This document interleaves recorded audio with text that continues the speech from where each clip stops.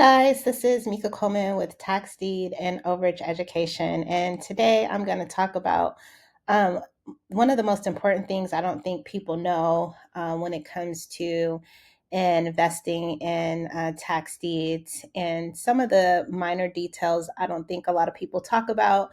That I think it's really important if you decide to buy tax deeds, not tax liens, but tax deeds.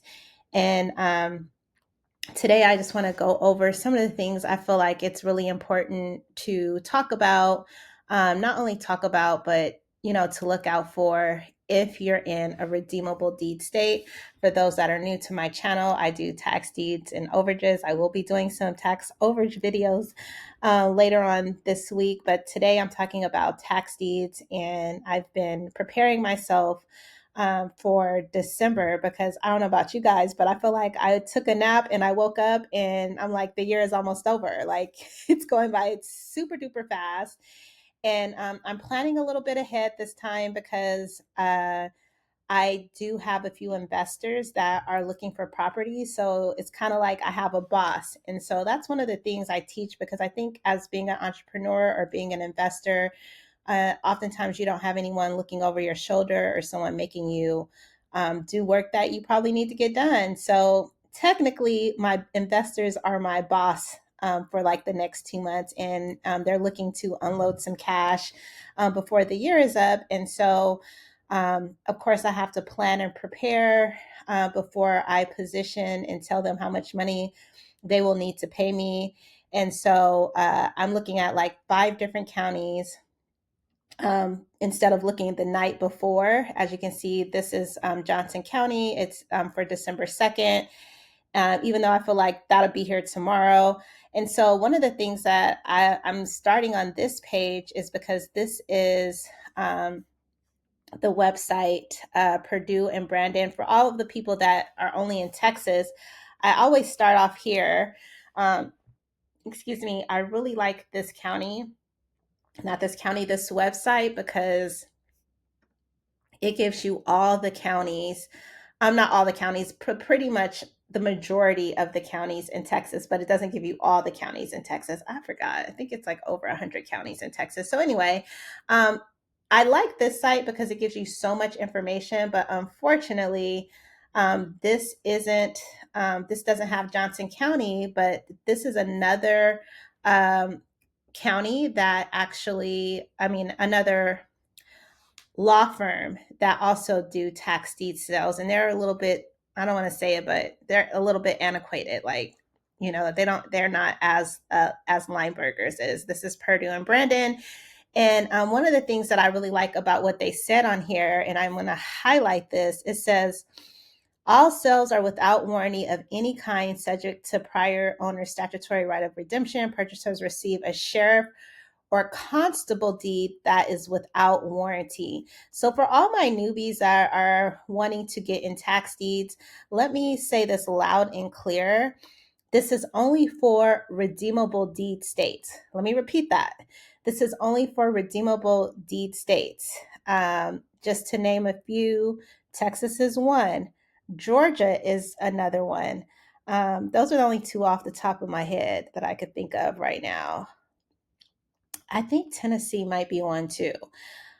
So, and I know South Carolina is also, but I think they're a hybrid state, so they're tax lien and deeds. But anyway, so I'm only saying that this applies to redeemable deeds is because you're going to get a constable deed. And you may be wondering, okay, what does that mean? It basically means that you cannot transfer this title. It's not like a real title. It is a title to a property, but it's not something that the title company will insure if you're trying to sell it to like an investor. So one of the things about going to the auctions is, and this is once again for redeemable deed states, is you do have to wait 6 months if it's homestead. If it's not homestead, you have to wait 2 years. So with that being said, I'm going to keep going on, but this is something I feel like most people do not know. They don't know what type of deed. So it's really important, if you're going to be going about this on your own, to find out what kind of deed you're going to get at the auction. And then the third thing they have here, which they do have at every sale, it says the tax sale is an as is, whereas buyers beware. And it says if you have any specific questions for liens or ownership of the property, you may research for a title yourself through a title company. And the judgment in these cases lists the parties included in the tax suit. So it does let you know what other judgments, but that's not the important thing. The most important thing is to know, okay, are they going to remove the encumbrances or they're going to keep them on? Because there are some counties that do not. They will remove the encumbrance. So this is a small list. I can't, I hate when counties do this, you guys, because it only gives the legal description. So I have to do work. It doesn't even give an APN number. It only has like the case number and the legal description. And just for the sake of this video, I am going to just copy this. I'm gonna see. I've never done this before, and well, I don't even have to copy it. I'm just gonna search it in Google and see what happens. I'll copy because I don't know if it's gonna. And I'm just gonna paste it and see what happens. Um, if it gives me a, no, it doesn't. Why does it not do that? See, I tried to put in the legal description to see if it give me an address, and it doesn't. Sucks. Okay, so that didn't work. So I hate when it does a legal description because I have to kind of like go search the address, or I have to go into the appraisal district and look up the account number to see if it actually has an address.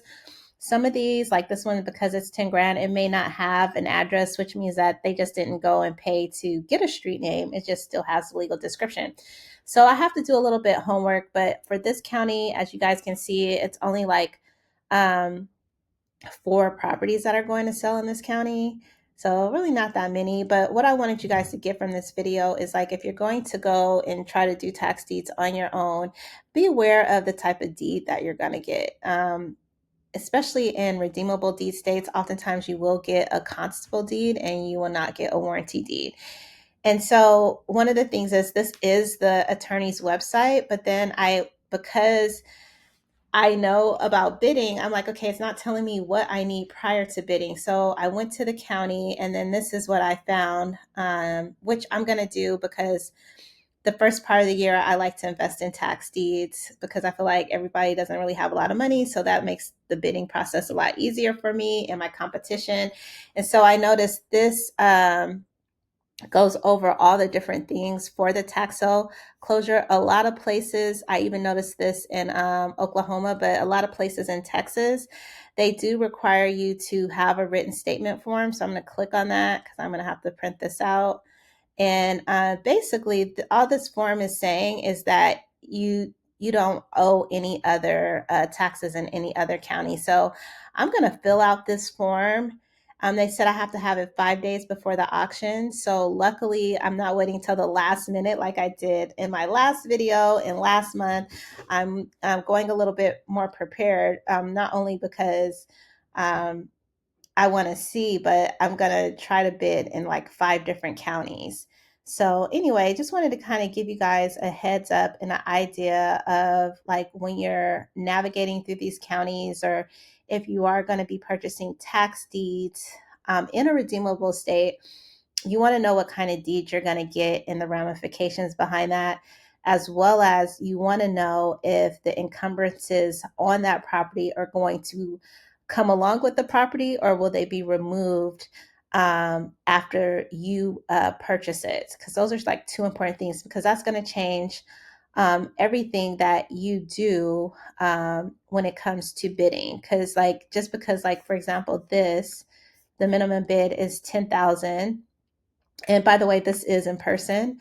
I like these small counties because nobody be there half the time.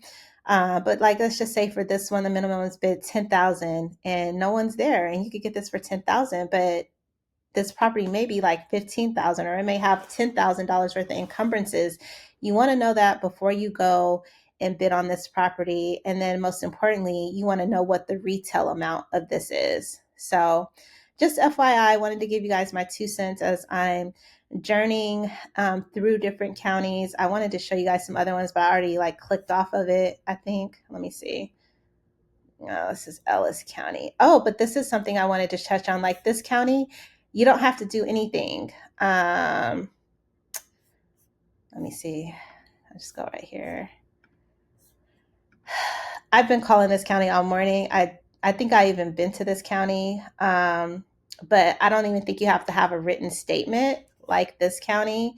So one of the things that I'm realizing, working with different counties, is that a lot of times they all have different rules and regulations. So you do want to know what that is, and they've also changed. Like so many counties have changed where before I used to could just like go to that auction, and like some of the auctions that used to be in person are now online. So it's a lot of different things you need to know prior to bidding. And so if you're new and you want to like go into a new county, I highly suggest going on the website. Highly suggest finding a contact and talking to someone.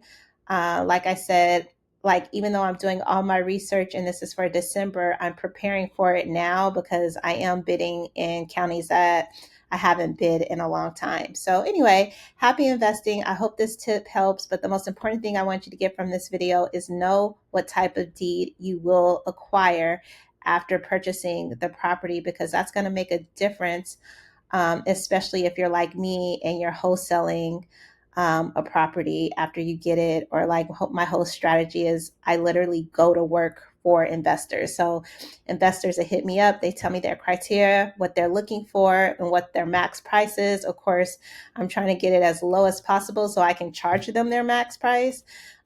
So anyway, there's so many different strategies with this unique investment, but you want to know what your strategy is prior to going to the auction.